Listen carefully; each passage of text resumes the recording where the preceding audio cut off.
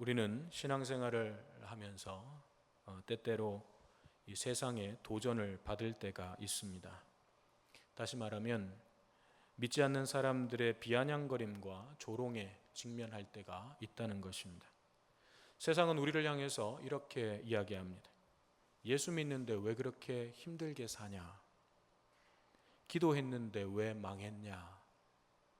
하나님이 정말 계시다면 너에게 왜 그런 불행한 일이 있었겠냐? 이렇게 우리의 믿음에 대해서, 우리가 믿는 하나님에 대해서 조롱합니다. 그런데 문제는 이런 세상의 조롱에 대해서 반박하기는커녕 우리 스스로도 고개를 끄덕이고 수긍을 한다는 것입니다. 그런 세상의 조롱에 대해서 우리가 때때로 그래 에휴 하고 고개를 끄덕끄덕 한다는 거죠. 오늘 본문에 나와 있는 이 유다의 형편이 딱 이렇습니다. 지난주에 히스기야 왕이 이 아수르 왕, 유다를 침공한 아수르 왕에게 내가 범죄하였습니다, 내가 당신께 범죄하였습니다 하면서 비굴한 모습을 보이지 않았습니까? 거기다가 성전의 문과 또 기둥에 입혀놓았던 그 금까지 다 벗겨가지고 아수르 왕에게 바치는 이런 굴욕적인 모습을 보였습니다. 그런데 어쨌든 그렇게 함으로 인해서 위기를 벗어났죠. 아수르 왕이 물러갔습니다. 이런 상황 속에서는 하나님이 함께하고 계시다는 그 증거를 우리가 찾을 수가 없는 거죠. 하나님이 함께 하신다면 왜 남유다를 이렇게 만드시는가? 왜 남유다로 하여금 이런 일들을 겪게 하시는가? 그러니까 눈에 보이는 상황만 가지고 보면 하나님이 함께 하시지 않는 것 같아요. 게다가 오늘 본문에 보면 아수르가 다시 유다를 침공해 왔습니다. 많은 금과 은을 요구해가지고 내가 당신이 요구하는 걸 다 들어줄 테니까 제발 돌아가 주십시오. 히스기야가 그렇게 애걸복걸하니까 아수르 왕이 그러면 은 300달란트, 금 30달란트 내놔라. 그래가지고 아주 탈탈 털어가지고 다 주지 않았습니까? 그래서 돌아갔어요. 정말 굴욕을 맛봤습니다. 그런데 오늘 또 아수르가 유다를 침공해 온 것입니다. 히스기야는 말하자면 돈은 돈대로 쓰고 돈은 돈대로 다 쓰고도 그 돈을 상납하기 전과 똑같은 위기 상황에 처한 것입니다. 아수르는 남유다의 그 금과 은을 조공을 바치는 것을 원했던 것이 아니고 완전한 항복을 받아내는 것이었습니다. 아수르 왕의 그 목적은 그냥 너희가 내 말 잘 듣고 제때제때 조공을 바쳐라, 여기에 만족하는 게 아니고 완전히 남유다를 망하게 해가지고 북이스라엘처럼 그렇게 아수르에 흡수하기를 원했던 것입니다. 남유다를 이 세상 속에서 싹 지워버리기를 원했던 것입니다. 아수르의 이런 모습 속에서 우리는 성도를 향한 세상의 모습을 보게 됩니다. 여러 가지 상황 속에서 우리가 문제를 빨리 해결하고 싶은 마음이 앞서가면 인간적인 방법을 사용하게 되고 또 세상의 방식을 따르는 그런 우를 범할 때가 있습니다. 적당히 타협하면 일이 금방 풀릴 수 있을 것 같습니다. 그래서 적당한 선에서 타협을 하는 거죠. 그러면 사실 일시적으로 효과를 보기도 합니다. 잠깐 문제가 없어지기도 합니다. 하지만 그것이 근본적인 해결이 될 수는 없는 거죠. 부메랑이 되어가지고 다시 더 큰 위기로 나에게 돌아오게 되는 것입니다. 우리는 딱 한 번만이라고 굳게 다짐합니다. 그렇게 세상 앞에서 그래, 이번 딱 한 번만이야. 지금은 상황이 너무 어려우니까 도저히 길이 안 보이니까 이번 딱 한 번만 하고 그렇게 다짐하지만 세상은 그런 우리들에게 아유 그래 이번 딱 한 번만 그렇게 하자 그렇게 얘기합니까? 아니죠. 세상은 그러면 그 다음은 어떻게 해요? 한 번 했으니까 두 번도 되는 거 아니야, 세 번도 되는 거 아니야, 왜 그래? 이렇게 나오는 거죠. 우리는 딱 한 번만이라고 다짐하고 또 다짐해가지고 그렇게 행할지 모르지만, 우리가 세상에 대해서 그렇게 반응을 보이고 나면 세상은 우리에게 한 번 했는데 두 번은 안 돼? 왜? 세 번은 안 돼? 왜? 그럼 거기에 대해서 우리는 할 말이 없습니다. 이게 사탄이 가장 즐겨하는 수법이에요. 딱 한 번만, 이번 딱 한 번만. 앗수르가 유다와 적당한 타협 원했던 것이 아닙니다. 앗수르는 유다와 적당한 타협이 아니라 유다의 완전한 멸망을 원했습니다. 마찬가지로 사탄은 세상의 수만 가지 방법을 다 동원해서 결국에는 성도를 멸망의 길로 가도록 하는 것이 목적이기 때문에 적당하게 타협하지 않습니다. 사탄은 우리하고 적당하게 타협할 생각이 없습니다. 사탄의 목적은 우리를 마침내 멸망의 길로, 멸망의 구렁텅이로 몰아넣는 거예요.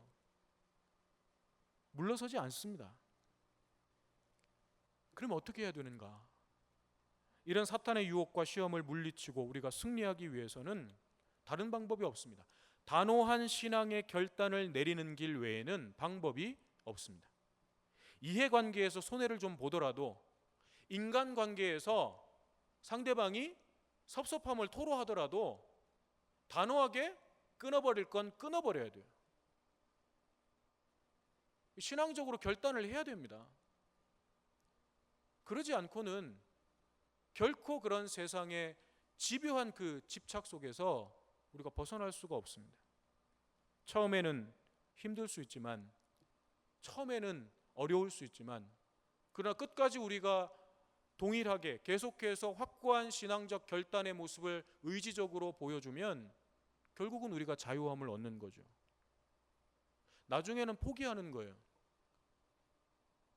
쟤는 냅둬, 쟤는 냅둬, 쟤는 안 돼, 쟤는 주일날 절대로 무슨 일, 하늘이 뚜쪽이 나도 저 사람은 안 움직여. 그러니까 아예 저 사람한테는 말을 꺼내지를 마. 그런데 여기까지 가기 전에 우리는 적당한 선에서 이해관계도 있고 인간적인 관계가 있어서 내가 그 청을 거절하면 섭섭하기 때문에, 상대방이 섭섭하기 때문에 그런 관계들을 잘 유지하기 위한 하나의 지혜로서 적당한 선에서 타협하는 것입니다.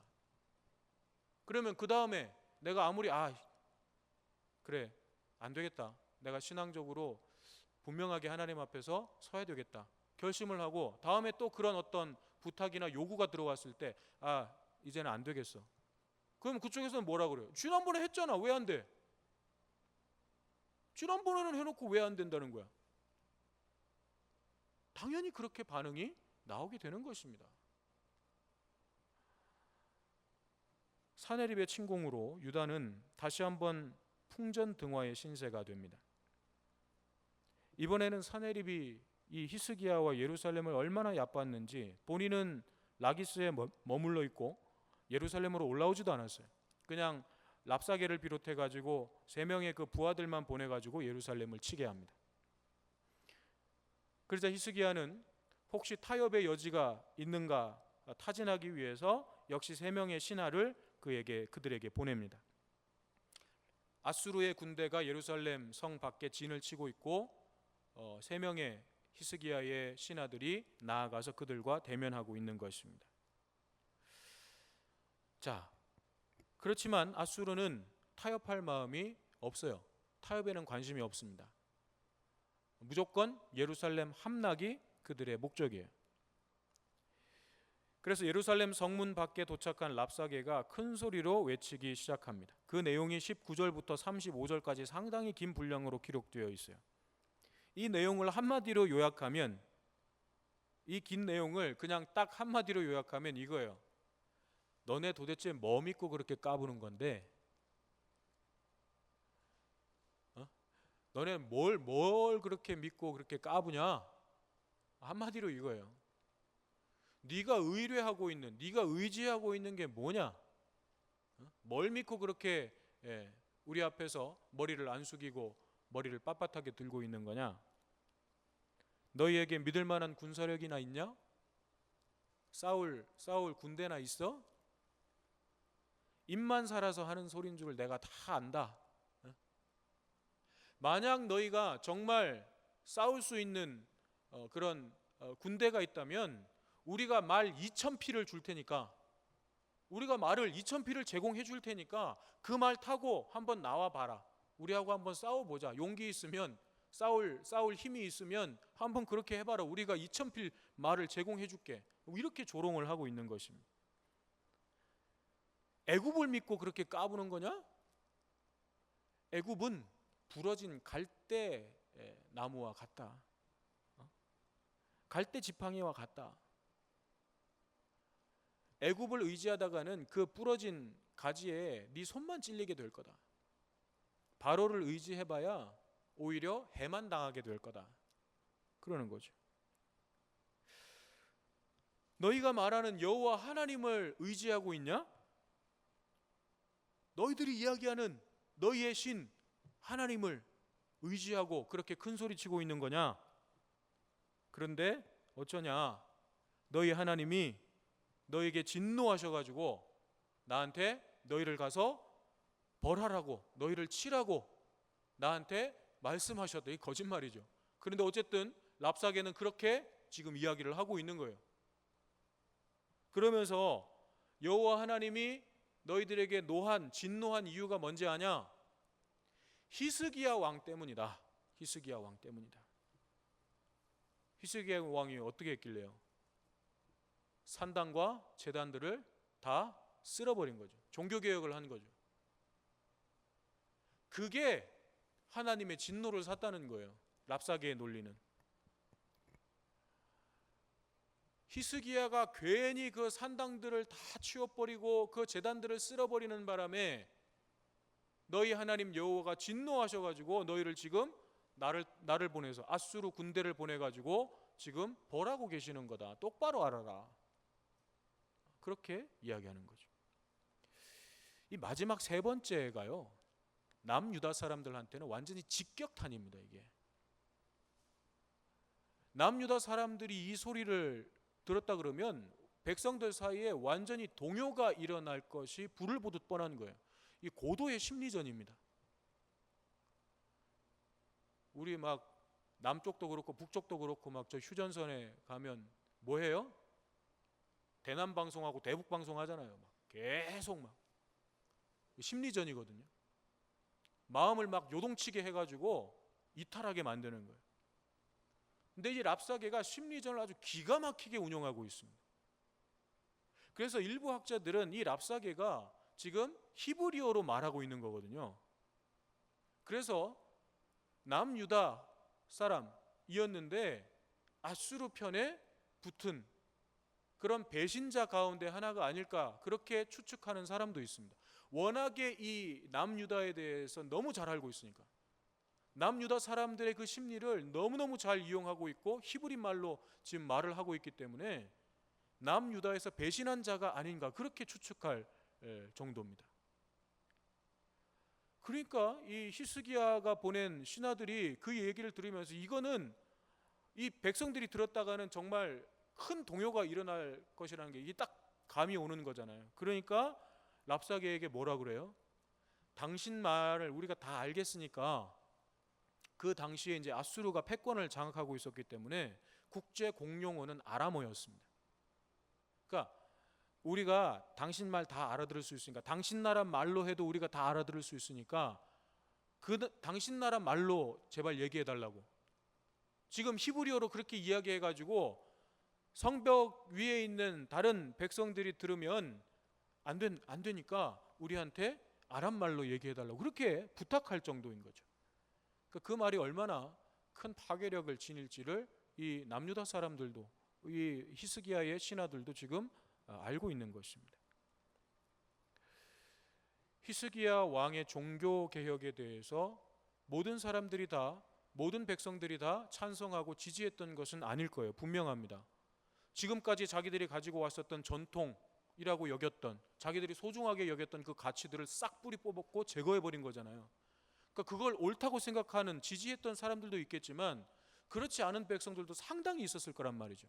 그럼 이 말이 딱 들어갔을 때 그렇지 그렇지 바로 그거였어. 히스기야 왕이 괜히 산당들을 다 없애가지고 지금 이 난리가 난 거 아니야. 하나님이 그래서 진노하신 거 아니야. 저 말이 맞아 하고 백성들은 완전히 혼란이 그 안에서 일어날 것입니다. 백성들 사이에 막 내분이 일어날 거예요. 그러니까 이 랍사게는 아주 이 대단한 어떤 그 전략가이고 또 이 말재주가 뛰어난 사람이었습니다. 자, 랍사게는 계속해서 히스기야 왕에게 속지 말고 심지어는 여호와에게도 속지 말라고 외칩니다. 오직 아수르 왕에게만 구원이 있음을 강조하고 있습니다.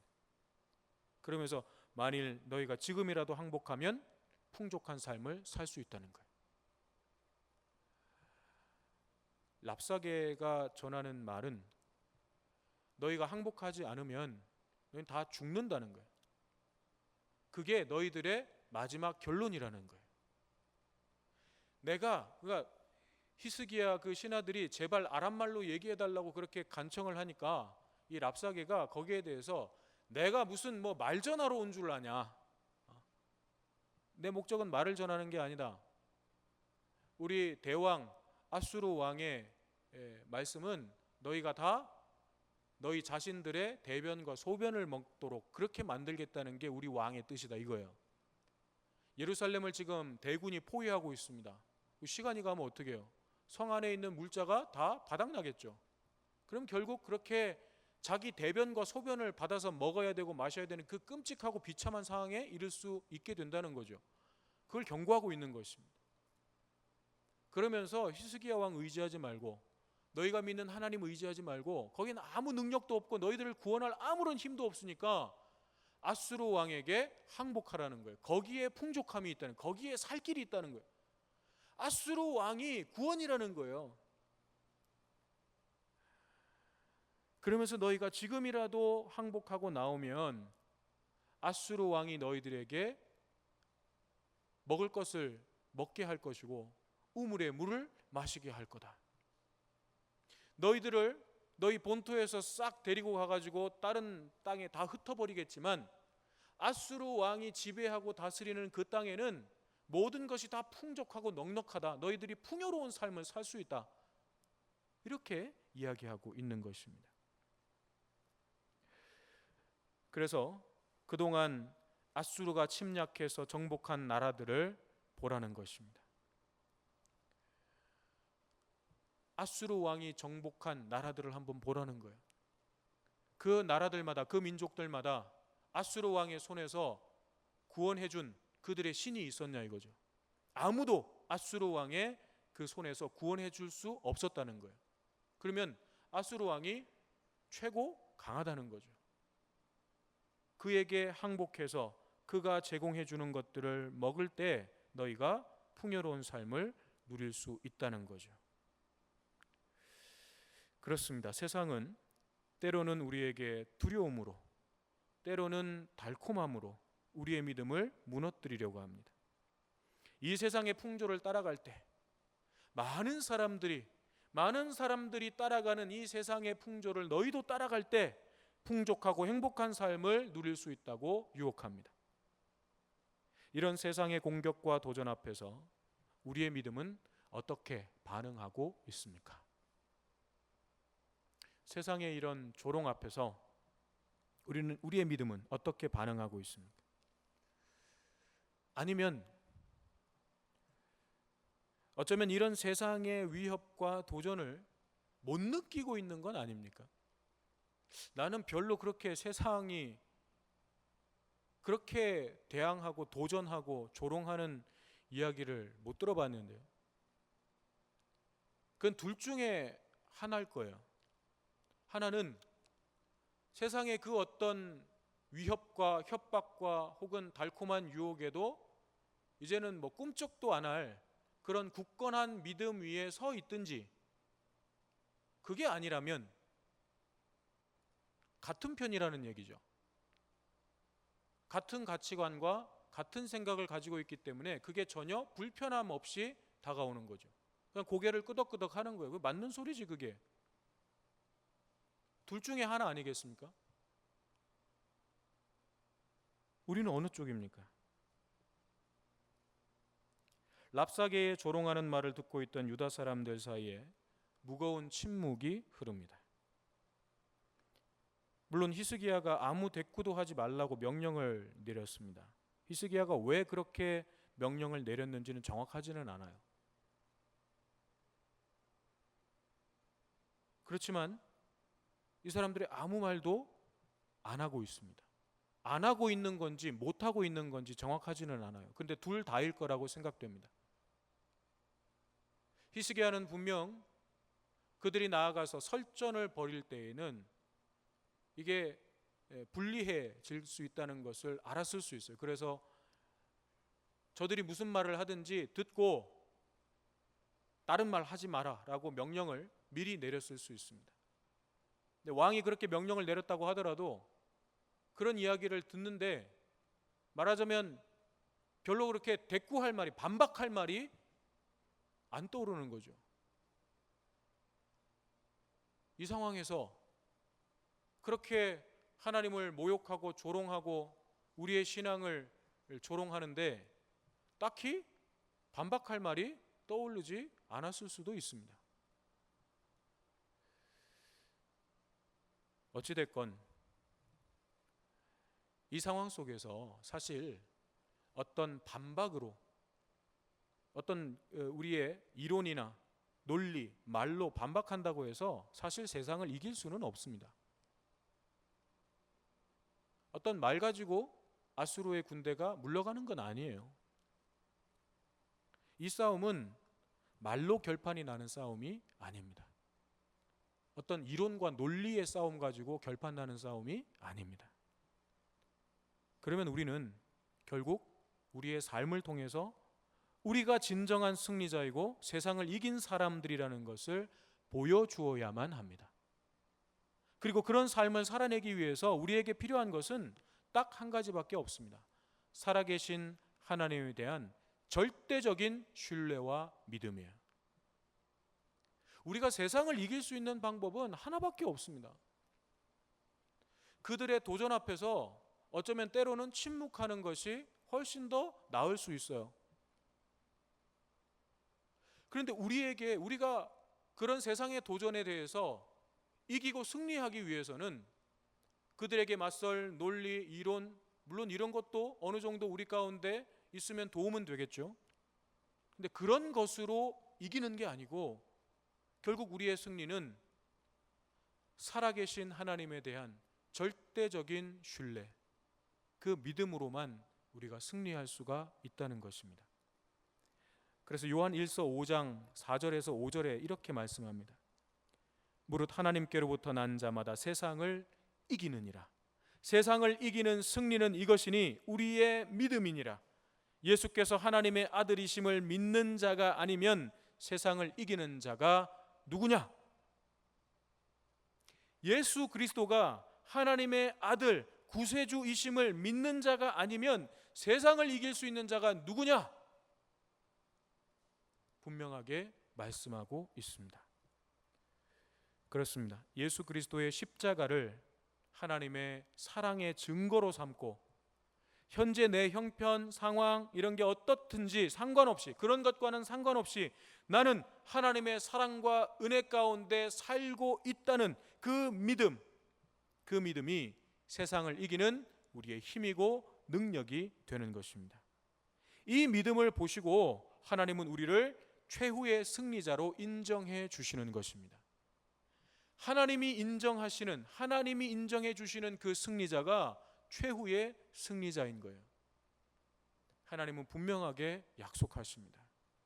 지금 당장 내 눈앞에 보이는 어떤 상황이나 여건 이런 것들이 나를 승리자로 패배자로 만드는 것이 아니라 그런 상황과는 상관없이 하나님을 향한 나의 믿음이 결국은 마침내는 하나님 앞에서 승리자로 서게 한다는 것입니다.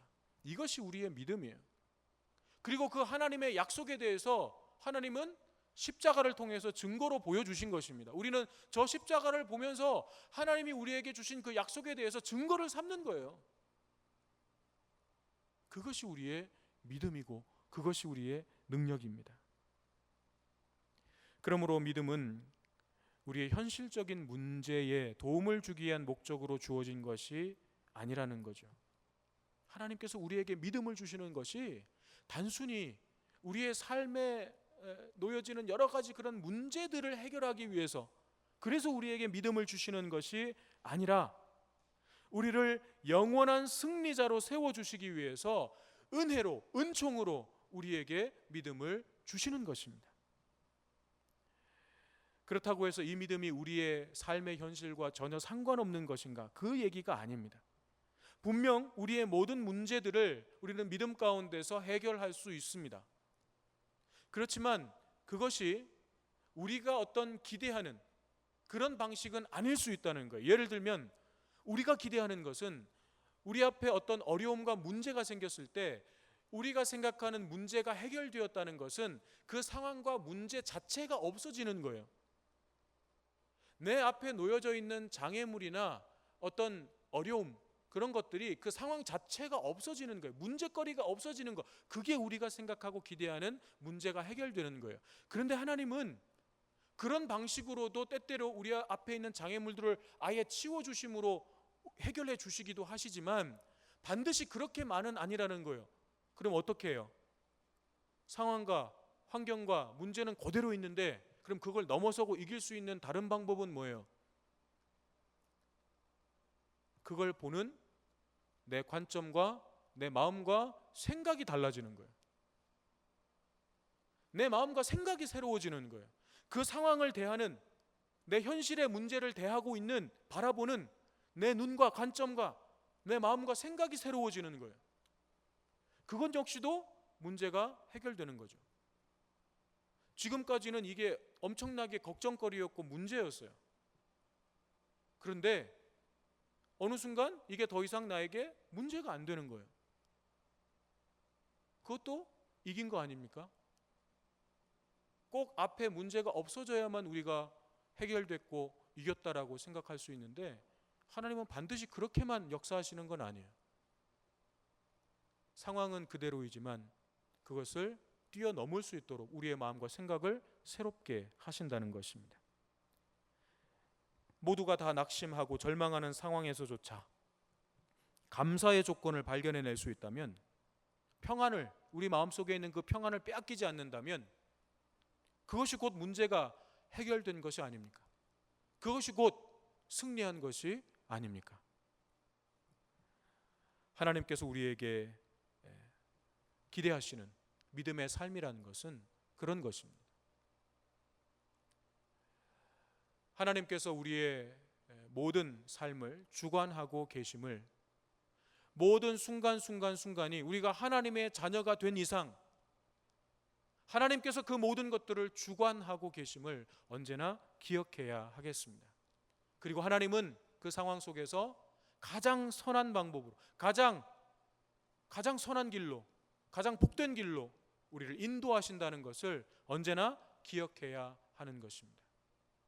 모든 것을 합력하여 결국에는, 마침내는 선을 이루시고 우리로 하여금 승리하게 하시는 하나님이심을 우리가 끝까지 신뢰하고 확신하고 믿고 나아가야 하는 것입니다. 이것이 세상을 이길 수 있는 유일한 방법입니다. 이 믿음으로 그 어떤 세상의 조롱에도 흔들리지 않고 십자가의 승리와 그 주님의 영광에 마침내 참여하는 우리 모두가 되시기를 주님의 이름으로 축원합니다.